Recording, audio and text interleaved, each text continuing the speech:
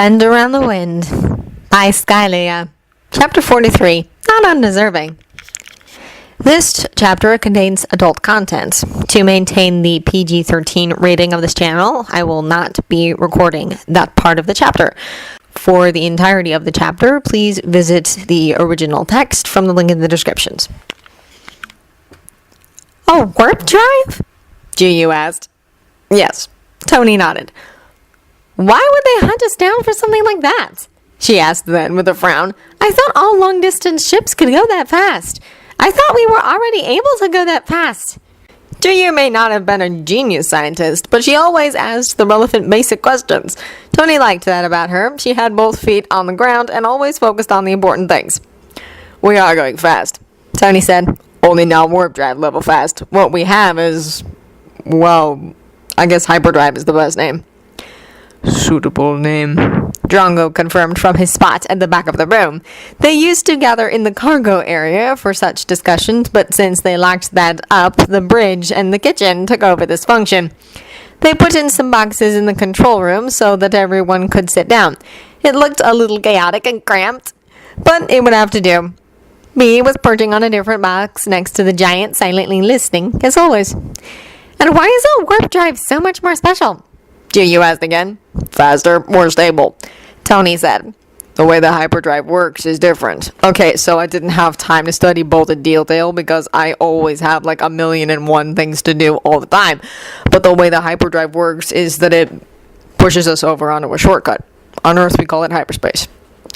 He means the cosmic pathways, Loki interrupted. Yes, that. Tony pointed at him.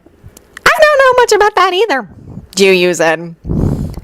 To keep it short, the hyperdrive system we have simply pushes us over into hyperspace so that we can cross distances faster, which is, well, pretty awesome, especially compared to the technology I was used to back home. But the warp drive is a whole new level of speed. What takes weeks or months for this ship would only take a few days for a ship with a warp drive. Oh, I see. Ju nodded in understanding. Not to mention that it's a lot more controlled. Most likely, nobody would be able to just yank us out of it like the patrol ship did in Philippima. Remember that? I don't know how they did it, but they just pulled us out of hyperspace into a full stop, but they can't do that with the warp drive. Correct me if I'm wrong, Drongo. Tony was absolutely sure about his theories, but since the giant seemed to be familiar with the technology, it did not hurt to double check. No, you're correct. Warp drive ships cannot be forced to a stop the way normal hyperdrive ships can be. Because hyperdrive ships use the pathways, while a warp drive creates one for itself, isn't it? Loki asked. Accurate enough, Drongo said. Tony thought about that for a moment. Now that I think about it, it really is similar to the walking on the branches of the Yggdrasil compared to using the Bifrost. Loki finished. Yes, indeed it is, but only the basic concepts. These cosmic pathways are very different from the secret paths of the Nine Realms. I do not know them as well either. They're a lot faster and stretch much further. There was a lot more of them as well. It was a lot harder to keep us on track when I teleported.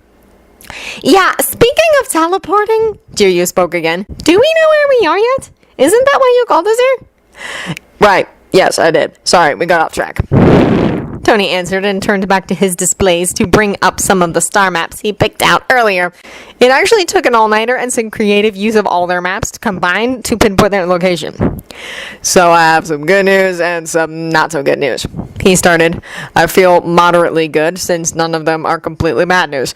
We should count ourselves lucky. So the good news is that I kind of know where we are, which is somewhere in between the Draco Galaxy and the Milky Way, aka Silver Galaxy. That is really far away from where we were before, Drongo commented. Yeah, from the route between Fornax and the Milky Way, but compared to the Milky Way galaxy itself, not that much. We're on a different side of it now. We were approaching it from one direction, and now I had to turn around because we were actually moving away from it, so we will reach a completely different part of it than we originally planned. Head to Midgard? Asked Loki. We are definitely a lot further away from it now than before, Tony told him. So we're going to have to cross a few systems in the Milky Way to reach it. A lot more than we planned. So what's the bad news? Ju asked. I told you it's not necessarily bad, it's just not that good. Tony reassured them. Our maps from this area are incomplete, so no hyperspace jump. But if we cannot go with full speed, it will take years to even cross a small distance. Loki frowned. I said incomplete, not non-existent. Tony reminded him. That means we're going to have to go slow for at least a couple of months until we can even think about switching on the hyperdrive again. We have to reach the edge of our map if we want to avoid crashing into anything. That is going to be very slow in comparison, Drongo said. I'm aware. Tony nodded. And also, since we're going to be moving so slow, we will be a lot more vulnerable to attacks and other unpleasant things found in deep space, like astrofields and other wonderful things like that. What about the energy? Loki asked. Do we have enough to travel that long and use the hyperdrive after? Well, I made some calculations, and while it's going to be a little too tight for my liking, I wouldn't worry about it. Tony answered. Going this slow uses a ridiculously small amount of energy, but just to be sure, we're still going to have to keep the energy used to a minimum. So most parts of the ship are going to have to stay locked down. This is going to be a longer journey than what we planned after leaving Sakaar, Juyu pointed out. Do we have enough food and everything? We have enough water, that's for sure. We have a filtering system, so we literally cannot run out of water. As for the rest, we might want to pay attention to that. We're not going to die of hunger, but it would be smart to ration everything, just to be sure, so that we don't run out. How are these not bad news? Juyu asked. Well, we could have been lost in deep space with no idea where to go, just wandering around until our generators ran out of energy, and then we all would have died slowly. Well, maybe except for Loki. You're immortal. Can you die of hunger or cold? Loki just shrugged. Tony assumed even he did not know if it could happen or not. Okay, so eating a little less for a few months sounds incredibly good compared to that, Juyu admitted. We were lucky. Drongo nodded solemnly. I find it incredibly disturbing that the situation counts as lucky for us. Tony snorted. But yeah. There was a general air of agreement after his words, so at least Tony knew that he was not alone with feeling this way. Somehow the days felt even more uneventful than before. Tony knew it was just because he was very much aware of how slow they were going. It made everything feel sluggish to him. He was sure that after a few weeks, when everyone healed and got used to their new limitations, he was going to stop feeling like this. For now, he did his best to take his mind off of it. That meant work. With no workshop, of course. So ever since it had been shut down, Tony took over Loki's table in their room. Well, it was not like Loki could use it because of his injuries, but it still earned him quite a few narrowed-eyed looks in the past few days since the attack. Loki was as prickly about his cabinet and his table as Tony was about his own work area, but just because Tony couldn't access his workshop, it didn't mean that he could stop working because he really couldn't. Loki was not pleased at all. Tony got the first murderous glare from him in a long time when he put one of his vials on the wrong shelf while cleaning up the table. Tony was pretty sure that if Loki didn't like him, he would have ripped his head off, or would have at least broken some bones. It was that kind of a murderous glare. Tony didn't even try to placate him with words. He knew that wouldn't work. So instead, he put his mouth to better use later that day to smooth his ruffled feathers. Oh boy, did he ever. He still couldn't help smirking a little when he thought about it. Loki was not a talker in bed, but oh, he still made the most delicious sounds. Nobody could accuse Tony that he was afraid to play dirty. He had the table to work on, and Loki was only mildly displeased. Tony counted it as a win on all counts. Especially since Loki knew when he was being bribed and had absolutely no objections about it. Tony caught on to this little fact after the first time he managed to placate him with gifts. To anyone else, it would have seemed shallow, but Tony knew what it was about. Words could lie, deeds were honest. Tony spending hours to make him an Alindor arm guard as a peace offering was a better and truer gesture than a few well-spoken words of apology, especially at the start, when they did not trust each other that much. Anyone could speak words, could fake sincerity. Loki knew that better than anyone. Sometimes talking was inevitable, of course, because some things had to be told or made clear, but given gifts were better for most things. Pepper would cringe or even glare if she heard him say something like that, because with the amount of money he had, luxurious gifts were a given in his old life. Buying an expensive car or jewelry was about as difficult as ordering pizza, as in simply telling Jarvis to do it. And sometimes Tony really did have a knee-jerk reaction of buying gifts when something seemed wrong. Things were different here, though. He didn't have his money. The only things he could give were what he could make with his own 2 hands, or his attention. He had nothing else to give, but it was enough. He was not rich here. He was not famous or a beloved hero. He was an inventor who could build things in his workshop, kind of a space pirate on top of that, maybe a half-decent commander of a ship. It was bizarre, strange, and weirdly liberating, but it was enough. Enough for Loki, at least. "You seem to be very deep in thought," said the man who was just occupying his thoughts. That was not strange. Loki occupied his thoughts very frequently. "Yeah, thinking about how weirdly used to I am being without everything I've always had before." "And what is that?" the god asked as he walked closer to where Tony was standing next to the table, getting his tools out. "Your fame, your riches, the adoration of the masses, the string of lovers?" "All. But the last one I don't even miss." "I would definitely hope so," Loki told him slyly as he slid up to him, wrapping his arms around his waist until his back was pressed to Loki's chest. "Oh, hey, watch your hands. Aren't you still injured?" he asked, and he looked down right away. Loki pulled his hands away from his stomach to turn his palms up, and then he pulled up his shirt to show off his forearms. The skin looked pink and not the usual pale, so it must have been still thin and sensitive, barely healed, but no longer burned, at least. "I'm fine," he said. "Still looks a bit tender," Tony told him. "It is," Loki agreed as he rested his chin on Tony's shoulder. "No skin tends to be like that, so while it would be unpleasant having to wield a blade, I am well and perfectly capable of using them." It's not that Tony didn't believe him when he said that the burns would heal in a few days, but it was still a relief to see him whole again. The almost wins he saw every time Loki picked something up with the tips of his fingers, like food or a glass or anything else, made him wince as well. If he didn't know for a fact that he would have died a horrible and painful death, he would have forced him to let Tony feed him. He didn't, though, because Loki was proud and he would have felt insulted. He knew that. He was totally nailing this relationship thing this time around. It felt good not to worry about screwing up something every second day, and he still got away with helping with a few small things like tying the strings on Loki's clothes, so he didn't feel completely useless. Again, everyone's a winner. "What is that ridiculous smile on your face?" Loki asked. "Contemplating how awesome we are," Tony answered. "And why are we?" "Just in general." "Well, I cannot argue with that," Loki said with mirth in his tone. "We are, of course," he continued as he leaned closer to Tony's ear. "Exceptional." "And brilliant," he added when he felt Loki's lips on his ear. Loki hummed in agreement. "Not to mention attractive," he said then, and Loki bit down on his ear a little before moving down to kiss him on his neck. Loki liked his neck, and Tony was very pleased about that fact. He tilted his head to the side to give the other more access, and the god did not hesitate to slide his lips and tongue lower to expose the offered skin.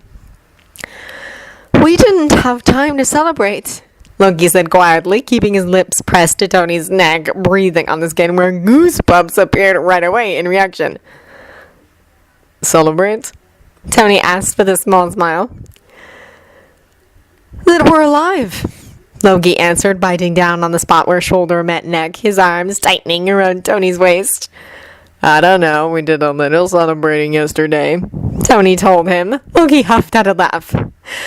"That was not celebrating," he said. "You were blatantly bribing me for my table, just because you were too lazy to bring in another one." Tony grinned. "Guilty, but you love it and you know it." That got him bitten again, this time harder, and Tony sucked in a sharp breath. One of Loki's hands wandered down to grip his hips tightly, pulling him even closer. He was already hard from what Loki was doing to his neck, but feeling Loki's answering hardness pressing up into his butt made his pants feel even tighter. Okay, let's celebrate. Let's celebrate a lot," he agreed. I'm open for all kinds of celebrating. I am definitely demanding a repeat performance, Tony told him as he grinned. But there was no answer again, so he frowned. Loki. The god's arms tightened around him over his chest and his waist. Something was off. Loki, something's wrong? He asked carefully, trying to get his brain back in gear. No, the other answered quietly, almost breathlessly. No, he repeated a little more certainly. Everything perfect. It's perfect, he said and buried his face in Tony's neck again, only something was definitely off, more than a little off. He did not like hearing the edge in his voice, that raw tone he didn't quite manage to hide. Okay, he said. Let me go. He asked. I want to look at you. He added when Loki's arms did not loosen their hold right away. Then he could lift himself up to his knees, Loki slipping off of him. Yeah, that's never not going to feel weird, especially since he could feel stuff dripping out of him now. Clean up could wait, though. He sat down on the bed and pulled Loki along before he could do something stupid like standing up from the bed, because it looked like he was planning to do that. He did not lie down, but sat at Tony's hip.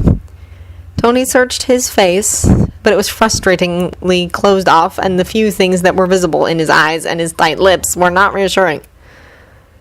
Tell me what's wrong, he asked. He did not know how they went from awesome afterglow to this, so he had to know what was going on around in Loki's head, and what caused it. Nothing's wrong, he answered unconvincingly for the record. He moved his hand to stroke at Tony's stomach gingerly. Well, something obviously freaked you out just now, Tony said. Loki sighed and finally leaned down, sprawled out on top of Tony's body, resting his forehead on his shoulder. I will do this right, he said quietly after a little time. I will not fail and ruin this, he added with a hint of anger on the last words. Tony frowned again. Why would you? He started to ask, but thought better of it. There's nothing to fail, he said instead. It's not some trial where you need to succeed. I used to think like that. Sometimes. But we're not like that. We are most definitely not like that at all. It's not, Loki started, but Tony interrupted. You're not going to ruin anything, he said firmly. I know you won't. You don't need to prove it. I trust you. Loki raised his head finally to look down at him. The last traces of his mask fell away in the past moments. Tony wasn't sure if he ever saw him this uncertain, maybe even vulnerable. He was looking down at Tony, searching his face, taking in all details, like he was reassuring himself that he was really there in front of him. He started, then swallowed. His voice came out stronger and steadier after that. I don't get what I want, he said. I never get what I want. He sounded so sure when he said that, like he was talking about some sort of universal law of nature. I break things, I ruin them, He shook his head. Everything goes up in flames. Tony stared at him for a moment and wondered about all the things, the hundreds or maybe even thousands of things that happened in Loki's long life that made him convinced of that. Everything that integrated this in him so very deeply that he was incapable of hiding it right now. It made something ache inside of him painfully. You get to have this, okay? He said, reaching out to lay his hand on his cheek to keep their eyes locked. He needed him to believe this, and because he saw no reason not to say it, he continued. I love you, you know. Loki inhaled sharply, and his features softened just a bit. The pain in his eyes dimmed a little. And I you, he said, and leaned down until their foreheads touched. I did not think I was still capable of that, he added. Tony buried his hand in his hair, stroking down his skull and untangling the knots he made earlier. Nah, you've had your heart all along, Tin Man, Tony said with a smile that threatened to morph into a grin.